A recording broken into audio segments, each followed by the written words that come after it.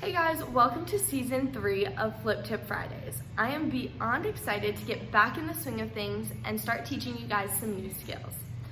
But in honor of season 3, for this very first episode, I'm going to be teaching you guys some 3-baton skills, such as incorporating loops in your juggles and a few tricks that have higher skilled elements within them. So let's get started. Okay, so to get started in this video, I want you to practice just your plain juggles like you have in the past, whether that be with loops or without loops. And if you happen to do the juggles without the loops in between each, that's okay because I'm about to break it down now. When trying to incorporate the loops, sometimes it's easier to set all your batons down and practice it with just one, as if you were juggling, but only do the motions with one baton. If you notice, the tricky part about this is once you catch the baton in the opposing hand, you have to change the direction in which the baton wants to move. So if you watch closely, you'll see that I catch my baton, stop its momentum, and make it go the opposite direction to loop behind my arm.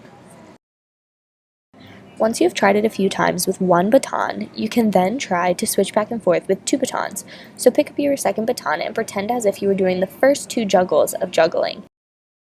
Remember to stop the momentum of your baton and make it go the opposite direction.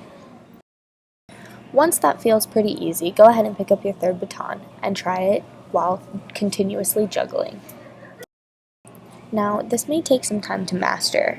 It looks a lot easier than it actually is, so you may have to try it for a little while before it becomes comfortable.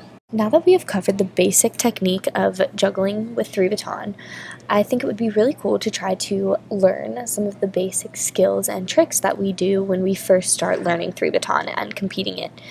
Just so you guys have some things that you could incorporate into routines or field twirling or whatever you might need 3-baton for. The first most common trick that most people learn to do is continuous juggles into a high toss wrist pop circle catch. Before jumping straight into it, go ahead and put one of your 3 batons down. Start by just doing the wrist pop circle, making sure that you're comfortable with that. After you've tried that a few times, maybe try looking away from the wrist pop circle, because you'll find that once you add that 3rd baton in, you'll want to be looking up at the high toss baton instead of focusing on the little element, such as the wrist pop circle catch.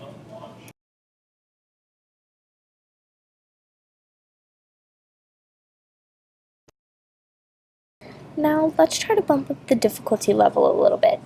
So, very similar to the wrist pop circle catch, we're going to try a wrist pop circle catch behind our back into our continuous juggles. Sounds crazy, right?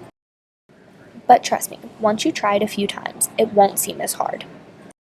You're going to follow the basic steps of the wrist pop circle. Start with your wrist pop, follow through with the circle, and instead of catching the baton straight in front of you with your left hand, you're going to reach around behind your back like a normal on-back catch.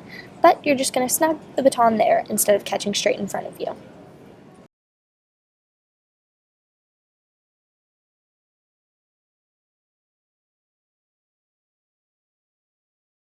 This next one is one of my favorites. So we start with our continuous juggles into our high toss, just like normal. But instead of going into a wrist pop circle or the wrist pop circle and catch on back, we're going to do a wrist pop with our left hand right in front of us while doing a little flip behind our head catch blind with our right hand. So basically we just do a left wrist pop in front of our face, catch in our right hand, while simultaneously doing a right thumb toss behind our head, catch left hand blind. Again, this one is going to take a few tries before it feels comfortable or mastered.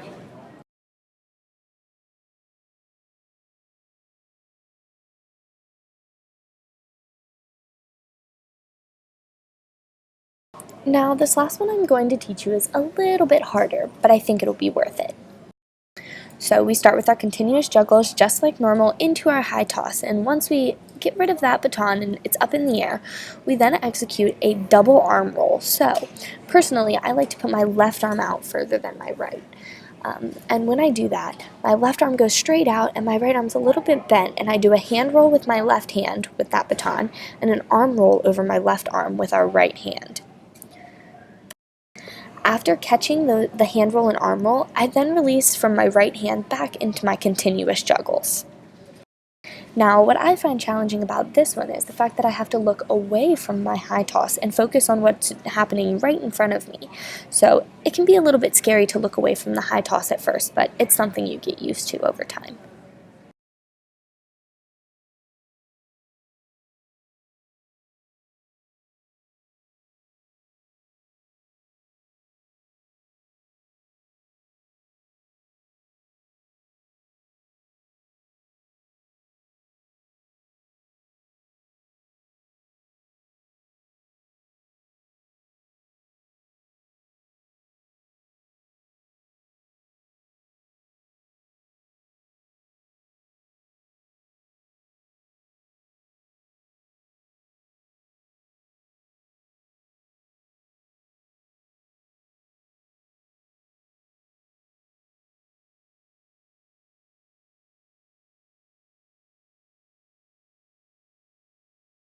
Thanks for watching the very first episode of Season 3 of Flip Tip Fridays.